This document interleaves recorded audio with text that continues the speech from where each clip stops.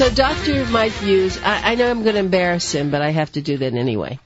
Dr. Hughes is a radiologist. That's how he started out in his medical career, but he came a very smart guy, and he saw something happening in the medical field where there are a lot of errors occurring.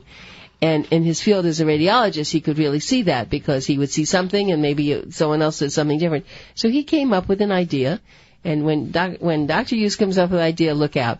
Came up with an idea called Second Opinions. And, I don't know, are you 2 years old now? How old is that? We launched 1 year ago. 1 year. You've done so much in 1 year, so I thought it's got to be 2 years. It is really hitting the airwaves everywhere. SecondOpinions.com is the place that you want to go. And I've had the good fortune of knowing him, imposing on him, and I've had it help my husband and now Mother Natasha. We've been working on some things with her. But he is so kind and so giving.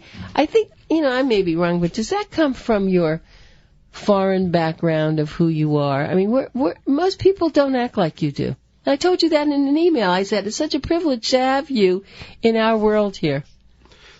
Well, don't be embarrassed. I told you I was going to embarrass you anyway, but I couldn't help it. Anita, I appreciate it. But it's true. You have this heart. It's such a big heart. I think it's about working very hard. I've been working very hard since I know myself. Basically, never stopped working. And I know I can work very efficiently and fast. So I'm able to get a lot of things done every day, so that's what it's about.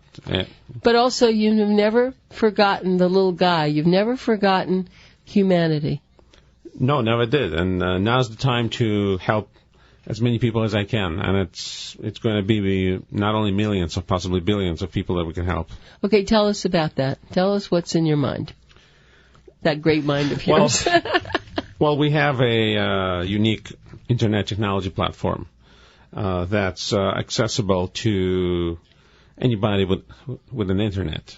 And today we have about 2 billion people on the internet. With a B? Oh. Billion, yeah. 2 billion people have internet access. But in a few years, there will be probably 4 to 5 billion.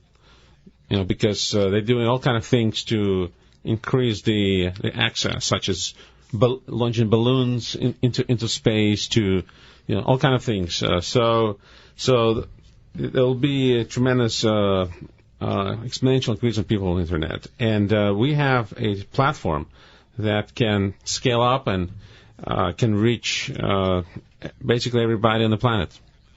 So let's move back to old-fashioned X-rays. Let's go way back before when you were even a thought in your parents' mind. What was it like when a doctor needed to see what was going on, and how long ago? What did this all start with the X-rays? I mean, it was a long time ago, wasn't it? Before X-rays, before when someone wanted to see inside your body. Oh yeah. So the X-ray was invented by Sir Mr. Röntgen from Europe. So he invented it completely by chance. He was playing with some with some rays, and he was a physicist. Oh. And he invented it randomly when he saw a reflection of his hand on the wall, and he saw inside of his hand. That was late in 1800s, late 1800s, maybe 1896.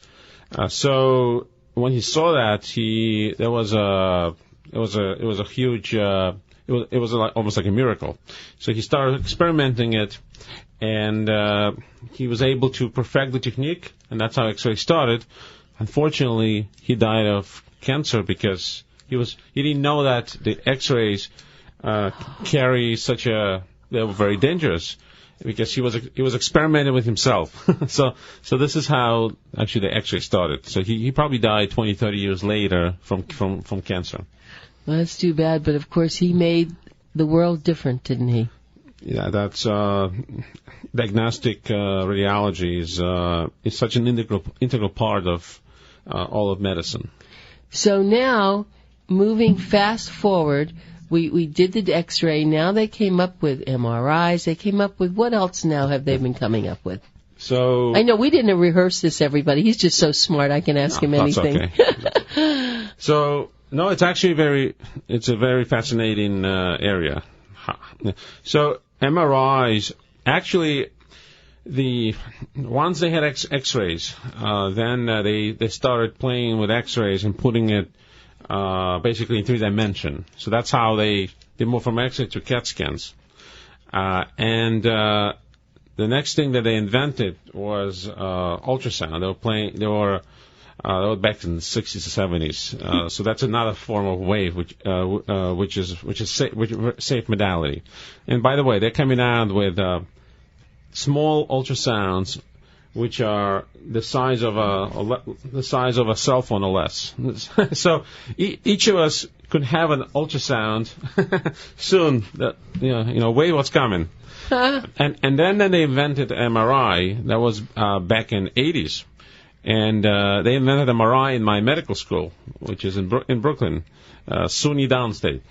So I've actually have done a lot of research about even before even going into medicine, and that's actually the school I chose because I've met with an inventor of MRI. How did I know this? I mean, how did this? I could have asked this to anybody, right? Dr. Demadian, and in fact, Dr. Demadian is one of he owns MRI centers in New York and even here in Florida. He's part owner. So actually, he's one of my clients. So that's how MRI was invented in the laboratory in medical school in Brooklyn. This is so fascinating. So now you've been all around this. And why don't you go through the idea of the second opinion again, and what you once told me the story that you saw so many mistakes, and you decided to be able to give people an opportunity to get other opinions. Well, as a radiologist myself, I knew a high rate of errors, and it's estimated that 20 to 30% of imaging is misdiagnosed. But the same is true for other specialties. So the errors are documented, and the errors result in obviously damage, the injury to, and sometimes death to patients. And also they result in unnecessary procedures, surgeries, as well as tremendous escalated costs of healthcare. So this is where we tackle the problem at its root. So as a radiologist, I knew all about those errors, and it's one of the reasons of the errors because medicine is not black and white. It's a very complex, it's a complex field. So to get another view when you need it, when you most need it, is so critical. And I see it daily. Even myself, I've always consulted on different cases to get another radiologist's opinion. So why not offer the same, such an important service to the masses? And that was basically the idea, taken from seeing the big need to and implementing the steps. That's the, ideas are great, right? But most people have great ideas, but they don't do anything about it. So the difference between, a dreamer and the actual, the person, the actual, is the ability to implement and make it true. And that's where a lot of hard work comes in. So that's my role. And that's true. And that's what you've done. It was one thing to have an idea, and you're right, and you had a lot of naysayers, I'm sure. People who said, oh, you can't do that. The first thing when I first met you, I said, well, but how are the other doctors going to feel about that? You're taking away their rights and their information. And you very smartly said, no. Maybe some, but I think a lot of other people will welcome it. And we saw that at the symposium. The word second opinion started to come out of everybody's mouth. It's pretty viral concept, actually. And it's getting more viral every day. This is what I see. And the reason why it's so viral is because we form emotional attachment, not just with customers, not just with patients, but also with doctors. So this is what makes this concept such a exponentially growing. Right. Because you help one person, he tells 100 people, and so forth, and that's why it's so. Well, I firsthand saw this. Remember, you brought a woman here on the show who was about to go under surgery. Remember, and then somehow she found you. That's a good story. Why don't you repeat that? Because I was very impressed with that woman. Well, she there's one patient that found us by searching online, and she happened to be in South Florida as well. And that's why we got to know each other. One of our first patients. She got into an accident and a couple of years ago, and they pushed her into surgery. Okay, she was having back pain, and they pushed her into surgery, including the surgeon was about to operate. So when we launched a little over a year ago, she found us, and because we had a lot of PR exposure almost since the day we launched. I know you because people, it's a great story. That's why. Right. Thank you. And she uploaded images, and our neuroradiologist did a consultation, and we found that she didn't really need a surgery, and instead of conservative means would help this lady. So this was. After that, we've replicated that story hundreds and thousands of times. So this is not a very uncommon story. I mean, that's a shocker when you think about that. She's about to go. Now, tell me about the doctor in that instance. What did he have to say about all this? Well, I never had a communication with that doctor. You can imagine. But look, the reason for this sort of occurrence where they wanted to take her for surgery, sometimes is an honest, disagreement on management. We can't say that every time something like this happens is because doctor has an ill intention. Sometimes people have different opinion. No, that's what I meant. Not an ill intention, just that his knowledge wasn't as good as someone else's. Right. Unfortunately, there are some with ill intention. Sure. And when we see it, so there's instances of greed, where they do it because they want to, increase their revenue. Of course. And sometimes even fraud. So that's the value. That's the second engine that we bring in the healthcare, running on a single engine. That's single engine. No. Have you? I would think that lawyers would want to hire you for second opinions. Isn't that what they've done? I've just seen too many movies. But it's a good question. Are you talking about the lawyers that sue doctors? Yes. Or the lawyers that the ambulance chasers? No, I'm talking about lawyers who sue doctors maybe because we stay away from that. Mm-hmm. We actually refuse cases because we don't want to. We basically, it's not where we want to be. It's not the space that we want to be. And so if somebody is doing it to start a lawsuit, so we just refuse that. It's something that we don't want to do. Right. Well, I can understand that because there are a lot of people, as you said, who maybe shouldn't, that they've really been honest in what they've done. It's just one of those things that happen.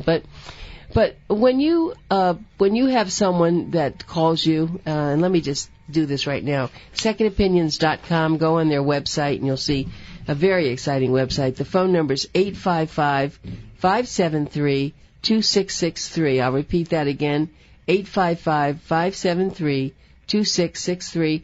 And I'm actually very fortunate, we're all fortunate to listen to Dr. Michael Hughes, who is, of course, the founder. And we're very, very pleased that he has thought enough of us to get this word out through the Boomer Times. And it's such an inexpensive way to get another opinion. And it's really the fact that you have people all over the country. Let's say you have 10 OBGYNs. How do you know who to send the image to get a second opinion? That's a great question. We actually, it's actually a patent pending algorithm That's really right. It's a computer-assisted method. Of course, it's also the human component is there, but we actually have a proprietary algorithm that we submitted the patent for. It's a combination of things. It's obvious things like licensing and availability and specialty, but there's a few other things that computer-assisted method that connects the doctor and the patient.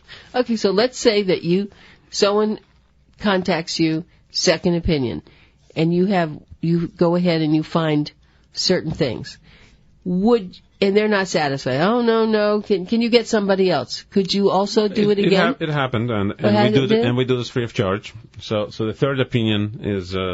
You have had third opinions. We've had third opinion. In other words, if our opinion differs substantially from the first opinion, then we do a third as a tiebreaker and help a patient. Okay, so now let's just put your doctor's hat on. So now you have these three different analysis of something or conclusions.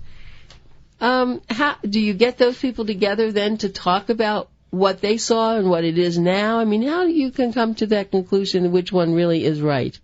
Well, we look if patients may have their own opinion. In radiology, it's simple. They have a report, and then our doctor does the second opinion. And sometimes the patient doesn't give us their opinion, but they come back and say, look, this is different. So when we look at, we have a medical advisory board essentially, which I'm part of it. A few doctors that make the decisions on medical issues, and then we see basically there's actually few doctors. A committee decides who's right. Okay. Usually, I don't want to sound biased, but our doctors are more specialized in this particular area, so usually we win. But then we still issue a third report and to as a tiebreaker. So that's how it works. So it's actually multiple doctors looking if there's a discrepancy like that. And one thing I don't want to fail to talk about is you always hear, well, we'll let you know in a couple of days. We always hear that when you have any of these tests. And that's what you're famous for. How quickly do you produce results? For imaging, it's essentially within an average hour or two. It's that amazing. Fast. Yeah. And I would have to ask you, I mean, you can always find somebody who's available to be able to do this? Not that we find. We have a service that's 24/7. So we have doctors, specifically radiology, we have around the clock in every subspecialty available. So that's why we have this such a quick service. Because you know what that means. I mean, you've had it personally affect you, and I've had it personally affect me. And the fact that you can say, okay, there's something serious, and we need to know what it is, and you can have that within an hour. I mean, if it were 6 hours, it would still be great. Absolutely. But let me this is an appropriate opportunity to talk about something. So we've introduced a new incredible feature that will help even more people. We've introduced a online or radiology image archive and sharing of images.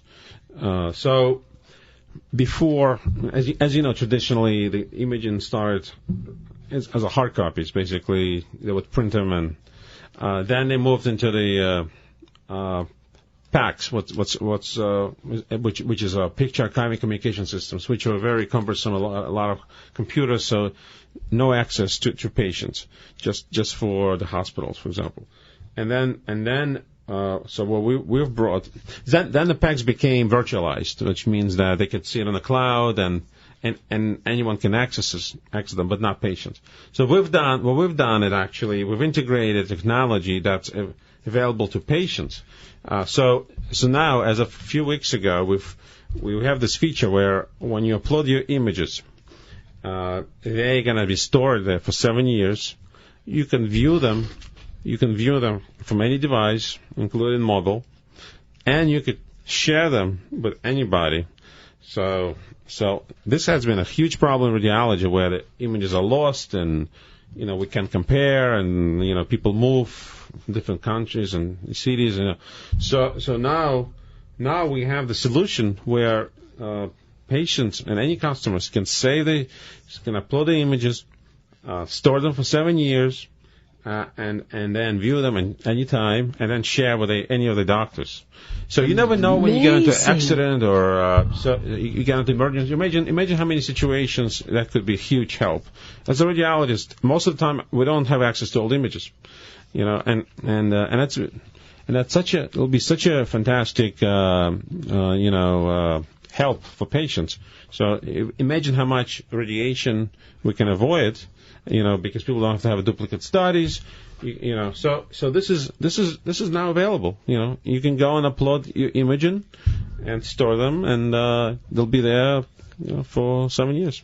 That's so brilliant. I was thinking about that because how many times something happened 5 years ago, and you go to the doctors and you try to explain to the doctor, and he says, "Well, do you have images?" Of course, I don't have images, right? And now you can say yes.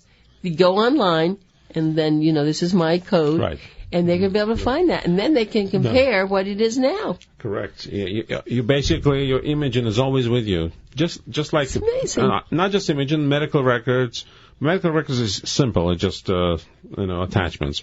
But imaging was a very, very complicated process because there's a lot of them, But now they're viewable just like any document. So that's what makes it cool. Now.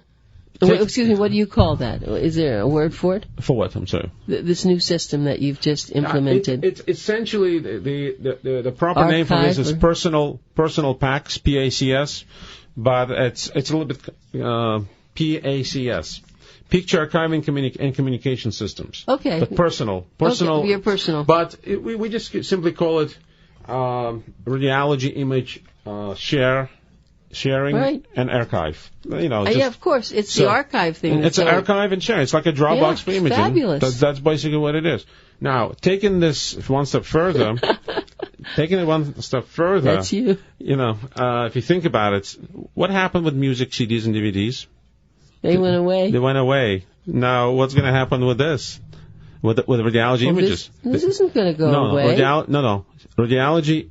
Traditionally, when you... Oh, the X-ray. The X-ray, the CDs and DVDs are going away. Okay. And the reason they're going to go away because of a system like ours that will push that away.